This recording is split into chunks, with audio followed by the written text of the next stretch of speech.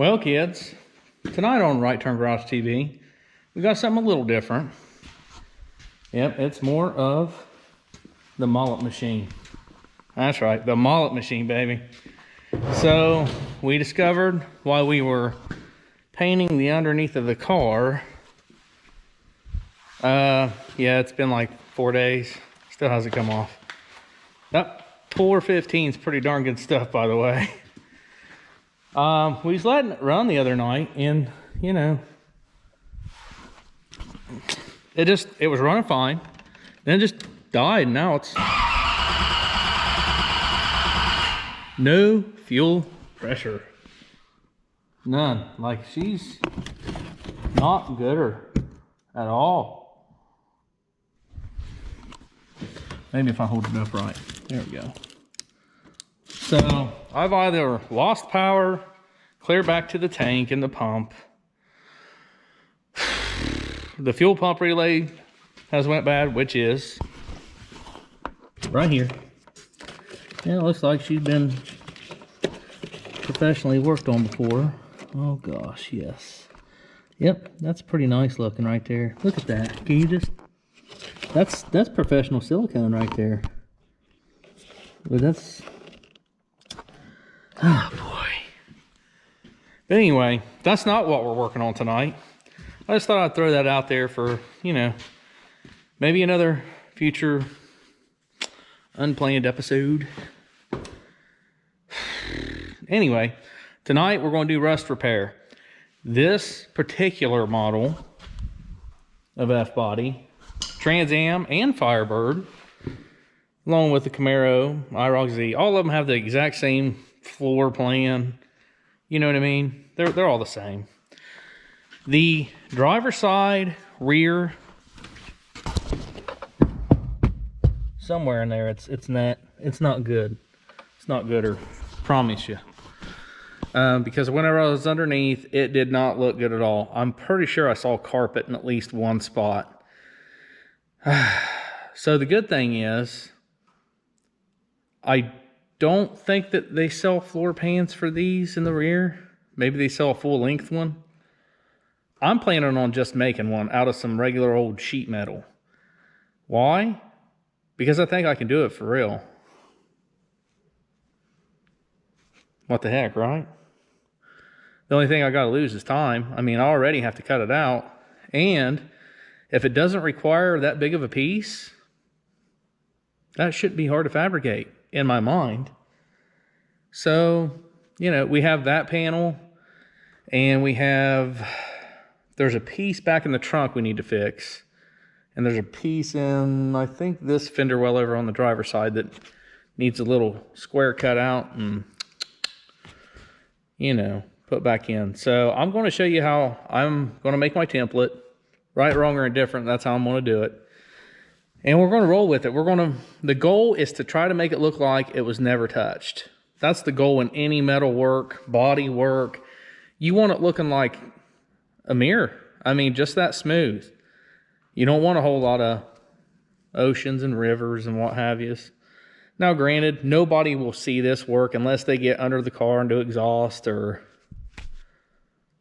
the next owner, if I ever sell it, whatever. So, you know, if I do make it a little crude, it's definitely not the plan, just so you know. It's definitely not the plan. But I couldn't find these floor pans on eBay. I couldn't find them on the Amazonian site. I could not find them. So that's the main reason why I'm going to make them. So we're going to go ahead and remove, mouse nest. So that's cool. I wonder if that's fuel pump related. So we're going to go ahead and remove the passenger seat. We're going to rip all this carpet out of here. And the back seat, maybe we'll just pull it forward. That sounds like a lot of work. Yeah, I might just do the old comb over, you know what I mean? Like my brother does. But anyway, come over here. Anyway, so I might just pull it forward and do the comb over, Brian, and repair it that way, because Man, I just don't want to take out more seats right now. Which, by the way, I did order brand new front buckets for this. So that means this rear seat is going to have to come out anyway to go get reupholstered to look like the front seats. We did do the Amazonian thing, just so you know. They're cheaper looking seat, or cheaper. Hopefully they're not cheaper looking. They looked pretty good. I've read some reviews. I'll let you know firsthand how they come out. So give me a few minutes. I'm gonna rip out this back seat and we're gonna see what we're into. Hopefully it's not more than I can chew. So wish me luck. Well, after removing almost the whole interior, I just thought about it. I have to remove the driver's seat anyway. And I think I found the small hole in the floor. It's not really here or here or here so much, but it's right there. Yeah, that guy. So, that's, I think that'll buff out. I'm not, yeah. It's pretty toasty for about right here. Maybe that guy. So, our next step, we're going to see probably how bad it actually is with our little air grinder thingy that looks like this. See that? Huh? You see it? You see it? We're going to use that. And what we're going to do is go zzz, and we're going to, see how bad the metal is. And then I'm guessing we're going to start forming a bucket kind of thing, And the good thing is the fuel line is right there. And it looks like the brake line is right there. So that's good. Well, anyway, we're going to see how bad it is, and then we're going to start cutting, I think. Yeah, probably going to happen. So, well, I hope we don't cut any fuel lines because, dang dang ow, something wrong. Yeah, not good. But anyway, I don't think it's going to be that bad of a repair, honestly, because I think I can bend the metal pretty much in spot. And I think what I'm going to do is try to cut, somewhere in here, keep this bracket, keep this indefinitely. And did you say use POR afterwards? Paint over rust 15? That's exactly what we're going to do. We're going to seal that. Now, the good thing of it is, from what I can see on the rest of the floor and on up, because I've already painted all the way underneath this car. This was the bad spot, and there's like a spot right here. Whoop, excuse me. And there's one in the trunk over on that side. So you'll get to see it too. And I think I got enough metal to do it. If not, we'll cut it out. We'll go get more metal. Not a big deal. So we're going to cut this and grind it and say, ugh, why? So give me a few minutes to get all that worked up. I'll show you how I'm going to make my pattern. Right, wrong, or indifferent. That's how I'm going to do it. Then we're going to start welding because I like to weld and party. So give me a few minutes to get this and we'll come right back to it. Well, after like an hour, I think we somewhat got a floor pan made. This covers. Apparently there's a brace here. So that kind of stinks that that's rusty, but I'll end up covering that anyway. So, oh, goodness gracious. So this fits pretty darn good. Now, what I'm going to do is whenever I line this up to where I want it exactly, like I don't want to cover this. See how this is bracket made like this? I don't want to cover that. That's why I kind of swooped it down. So I'm going to tack it just below it. And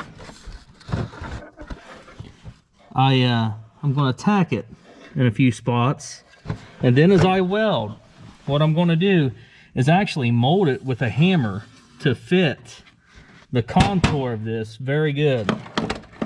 I bought these cheap things here from the Harbinese Freight to hold it if I need to. What else? I think, so what I'm going to do is tack here, tack here, tack here.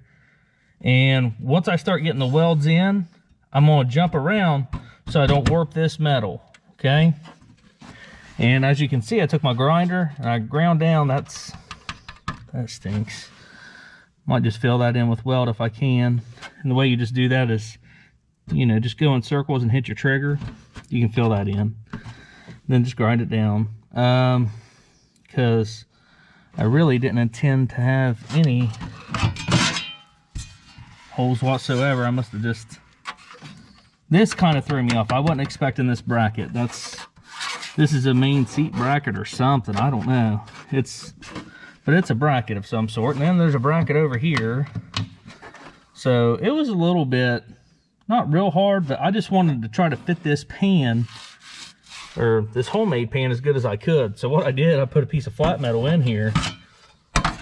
And I took a real rough guesstimate on how long it was and all this. As you can see, I still am iffy on if I want to cut anymore or not, because the bend is going to take some of this out. So I purposely, all the way around it, I drew it bigger.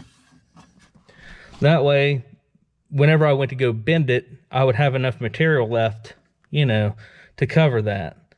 So, that being said, I put it in the floor like this. Now, it was bigger than this, and then I just stepped on it. And, you know, I mean, it was a good way to get a little pattern, right?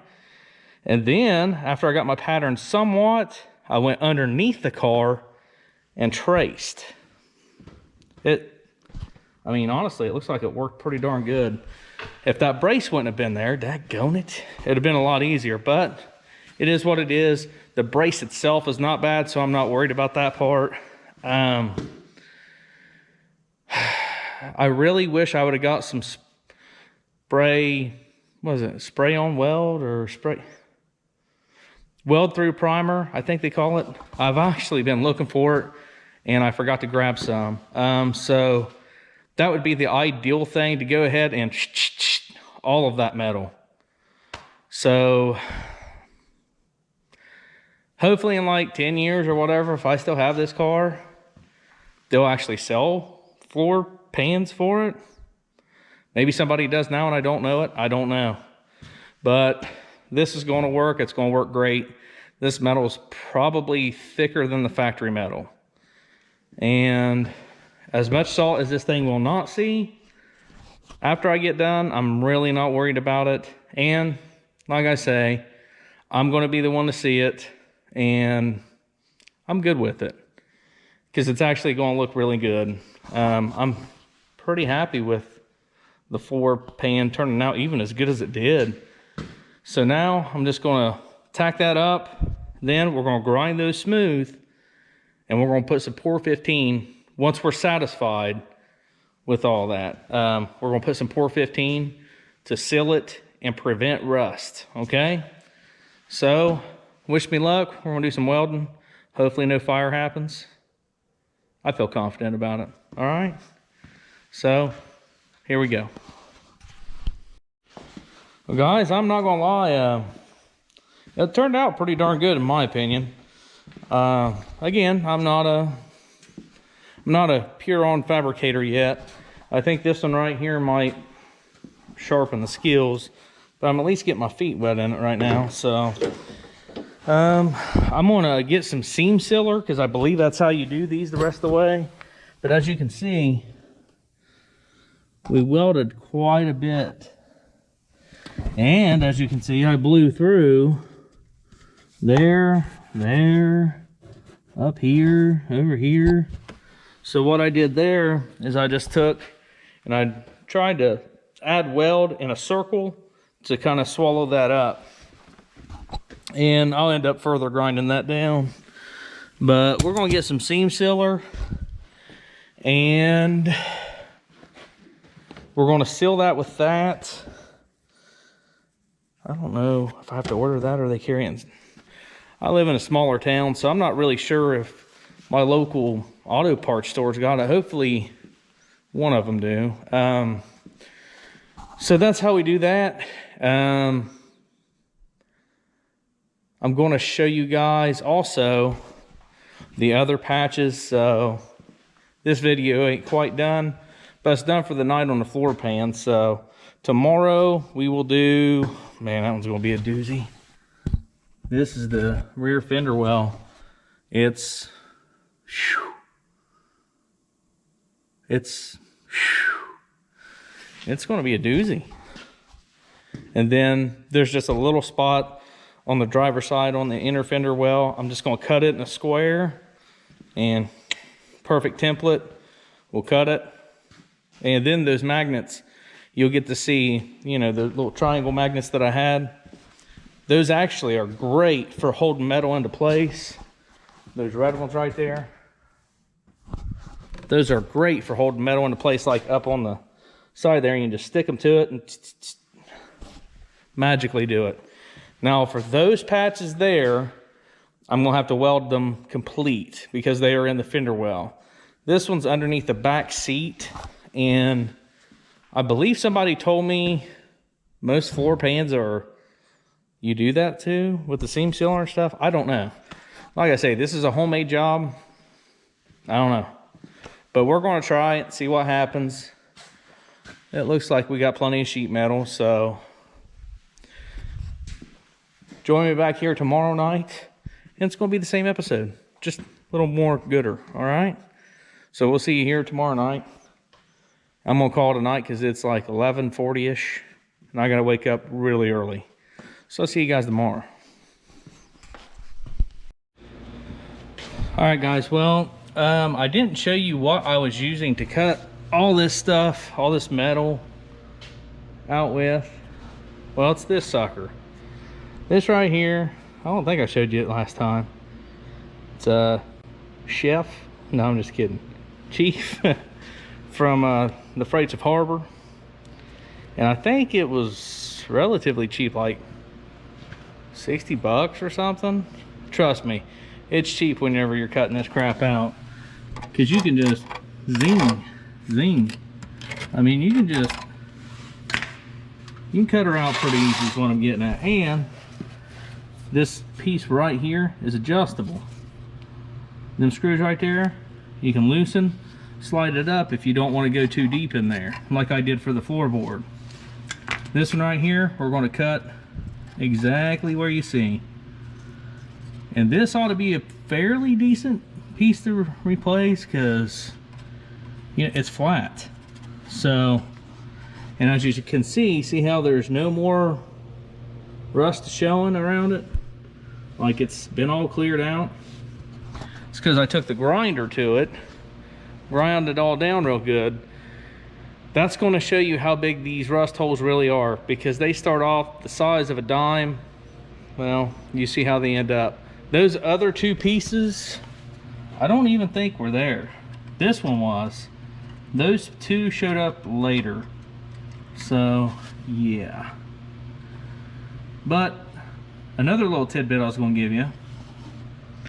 Don't say, man, I want to hurry up and rip this carpet out and paint the floor, and then go weld and torch and cut on another part while the fumes are still with me.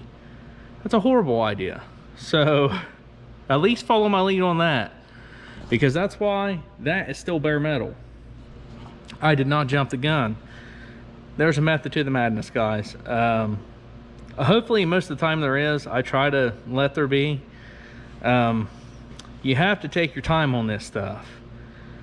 If you go doing that, you're not going to have very much success. That's not going to be a good thing, because you know, fires go boom and pow and ow, and it's not good. I mean, you know, stuff really does catch on fire, and it really does burn to the ground. And I love my shop. you know, I'm a pretty lucky individual. So granted, I worked in a horrible job for 13 years to get it, but you know what, I'm still very lucky to have it. So I don't want to see anything happen because of my negligence or stupidity. There, I said it, stupidity. Because stupidity can, you know, take its toll and do a lot of damage. Just looking at the underside of this, and there's a lever missing right there for that convertible top. And apparently they did an upgrade on these in '88, and mine's not the upgraded version. Well, I guess now that there's stuff missing, it will be the upgraded version. So I'm gonna go ahead and cut this out, and I'll show you exactly verbatim what I'm gonna do, okay? And I'm telling you, the only thing I'm gonna do, I'm gonna cut. And I don't really care what this piece of metal looks like whenever I get done. I don't care the pattern. I don't care if it's perfectly square. If it looks like a half a horseshoe, I don't care. Because I'm just going to take this over to my bare metal, trace it out with a Sharpie, come over here and tack it in. And by tack it in, I mean fully weld it in, because now we're doing inner metal. So that's the way these ones are done, I believe. Someone can critique me if they want to. I don't really know. Like I say, I'm just doing it the way I think it's right. Not saying it is right. Not saying it's wrong. I'm just saying that's just the way I'm going to do it. I think metal to metal is always a great thing to do. And get you some of that weld primer paint. Weld through primer? Is that what it's called? Get you some of that stuff. It's pretty good stuff. And then it also cures the metal that you can't reach. That's a good thing. And you don't have to worry about kaboom so much with it, because it's made to weld through. All right, I'm gonna get started, and I'll show you a little bit of step-by-step of what I go through. All right. Tip number 137, make sure you're wearing safety glasses, especially if you really get in your project like I just did. So this was the metal that I had cut out. With this little triangle right there-ish, right? So Arts and Crafts Time tells me roughly something like this critter ought to work, right? Now don't get all torn up if it's a little bit bigger, and the reason why is you might have to bend it a little, or you might have to trim to fit. It doesn't really matter. See, it's just barely. But here's what we're going to do. Whew. Man, I wish I wouldn't have got that. This is where those magnets come in effect. These magnets. So let me set this thing up here. You hear that thing making noise back here? That's the old welder. I think you can see it from there. Hopefully you can. Then, yep. Is that the way it went? Yep. So as you can see, mine is a little off right in the front right there. So I'm actually, before I even cut, or before I even weld, I'm gonna go ahead and trim that piece right there, just so it fits a little more gooder, because that's supposed to fit. I want this flush, guys. That's what I want. I want it flush fitting, and it looks like it's good there. And for the most part, it's good around here. So what we're gonna do is go over, and we're just gonna trim right along in there. If you have a bench grinder, it'd be a great time to break it out. If not, you know, you're just gonna have to go cut it again. So that's what we're gonna do. And then we're gonna come back over here, take our magnets, and like I say, we want her flush. So we're gonna use that magnet to hopefully hold it right like that while we position it. and tack it in. Hot dang, that's close. That really is close. That's, I mean, that's like a glove close, boys. Hot diggity. I mean, look at that. That's real close. Just need to trim a little on that front snout so he's not sticking out there. And I think we're in dirty business. Goodness.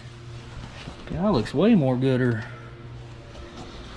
So, just draw you a decent pattern, the best that you can do off of what you got.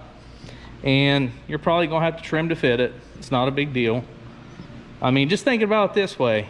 It's literally costing you, however a piece of metal that big is. Let's just say, well, in today's market, 12 bucks, just saying, for a piece of metal that you can't really buy, you know, because I don't think they make those patch panels. Pretty sure they don't. I don't know. Didn't look. I know I've got metal, a welder, a hammer, and something to cut with, so I knew I could make one. Anyway, so that's what we're going to do, kids. Just give me about 3 minutes. All right. Well, kids, we got her in there, and she's pretty good. Now, I know you see all this in it. You might think that looks like bubble gum. There is a method to the madness. For this particular type of weld-in panel that we had made ourselves, by the way, you just hit and you skip it around. And the reason is, you don't want to overheat the metal. If you overheat this metal, it can warp and do all kind of crazy things, right? But if you hurry up, hit it over here, there, back to here. You know what I'm saying? You dance that heat around. It doesn't stay in one spot. Now, we're not leaving it like this. This right here is just the aftermath of doing something like that. You can't, well, I can't really just weld it just flush yet. You know, in all my years of doing this, I've got 3 days, 2 days, 3 days, a couple days in it. You know, first was the floor pan, and then this, and then like one other time I already had like the fender things on a full-size Chevy. You know, they was already cut to fit, and I welded those, and I warped that body panel. And the reason why I did is because I tried, you know, to weld like this, and then it goes boink, did some weird thing. I couldn't get this to tack right, and then it crinkled down here. It looked really good, like somebody in their early 20s didn't know how to weld in a body panel. So that's what happened. And yeah, so what we're going to do to fix this situation over here, we're going to take our grinder. We're grinding off all these little nubby nubs here. We're going to make it grade again, smooth her down, and then we're just going to paint it with that Black Magic 415. Not really Black Magic, but 415. It's going to seal it, protect that metal, and I mean, the rest of her is really good. And then we're going to, of course, once we get done with all this, we're going to finish painting underneath the seats. We're going to take up all the carpet, both fender wells, the trailing arms, whatever I haven't painted yet is going to get painted. So I don't want to say I'm really excited for this next install, but that's right, the old seats come in, both of them even. Now I'm just waiting on my seat brackets to come in. Now, well, I'm not going to talk about those until the next episode. Hopefully that's the next episode we'll be doing on the seats. So I'm really super excited about those. Of course, we're going to have to find somebody to recover the rear seat and put this daggone top on, because, you know, fix me, Seymour. You know, it's kind of, it's not so good. Or I put zip ties on it over the summer, so rain like wouldn't get in there so easily. And I think it worked. I don't know. It didn't rot out the floors anymore. That's a plus. So anyway, guys, I'm gonna fix one little piece there in the trunk, and I'm gonna fix it the exact same way. I just wanted to show you guys on an easier panel how you do it. It's basically the same for all of them. You just kind of take your metal, what's left of it, and I'll show you what I mean. Just the exact same, like, oh yeah. This was the panel I used for my rear floor. That's not even close to a joke. So I flattened it out as flat as I could get it, and then I just traced, and I kind of made an imaginary line from there to there. It's probably what took me longer to fit it right, because I had to use the old imagination. That corner, from there to there, from there to there, you know. But as you can see, it fits rather well. I'm pretty proud of that. But it's going to be the same for any kind of panel you're going to make. Bending, this particular little panel I just had, I had to bend just a little bit, because whenever I was fitting it down in here, the bottom kind of sank in a little. So what I did was took a screwdriver, pried it out, and welded it flush with me prying out at the same time. Then that left this, it was actually, the metal must have been bowed a little. So what I did then was pushed it in and welded it flush. So, I mean, bending, you're going to want to have it close to, as close to bent as you can.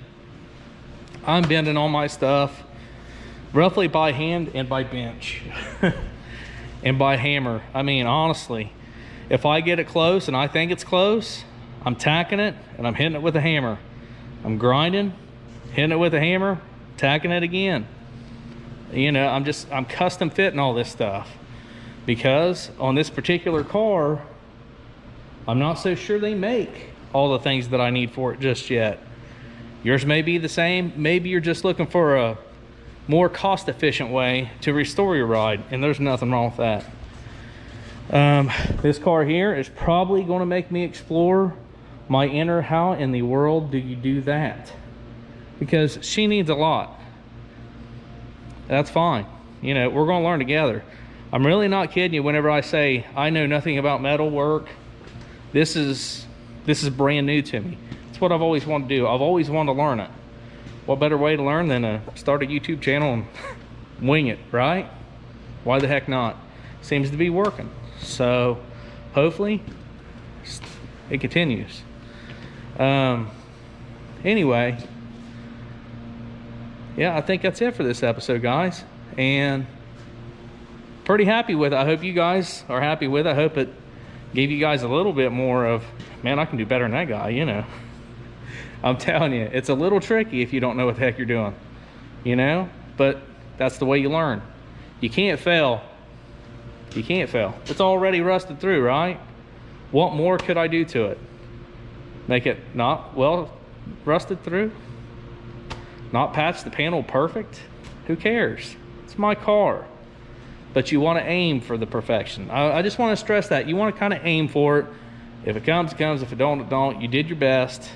Forget the rest, you know. Other than that, guys, I want to thank you as usual for watching, and it's only going to get better. We're getting real close on the IROC Z, or the old mullet machine, and I went and got some stuff for the Cricket. We're definitely making some custom mullet machine right under here. I'm really excited to start the body work on this old bird. Sorry, not the old bird. On this old mullet machine, because this baby deserves to be seen by the public. This at a time whenever we really need it, guys. We need something to scream America. You know what I mean? Maybe good old American cars. You know, get yourself thrown into Good old hobby like that. Following politics ain't gonna do it. You'll go insane. You kidding me? It's all gibberish. Ah, I'm in the middle of something. Can you believe that? How dare it interrupt me like that? I was in the middle of a good speech compressor, and you had to do that. It was emotional. Gosh. Anyway, guys, thanks for watching. We'll see you next time here on Right Turn Garage TV.